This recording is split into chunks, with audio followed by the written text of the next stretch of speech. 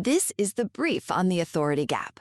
Hello, Authority Gap listeners, and welcome to the Authority Gap podcast, the AI-hosted companion series for consulting firm founders and B2B expert-led service firms that want to become easier for buyers to understand, trust, recommend, and choose. This isn't the audiobook.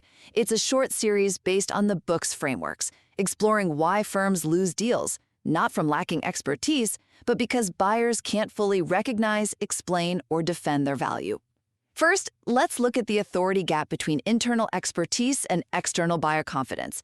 Expertise is what you have, but authority is what buyers actually trust. It's like handing a $100 bill to an alien visiting planet Earth for the first time.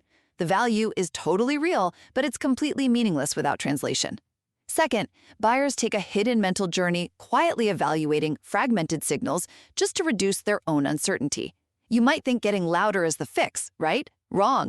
More visibility without clarity just spreads confusion faster. Finally, let's close that gap. Start with episode 1 for the full core argument, the visibility trap if you're visible but not consistently chosen, or internal justification if deals suddenly stall. Ultimately, winning business isn't just about having the best expertise, but making it the easiest to understand and defend.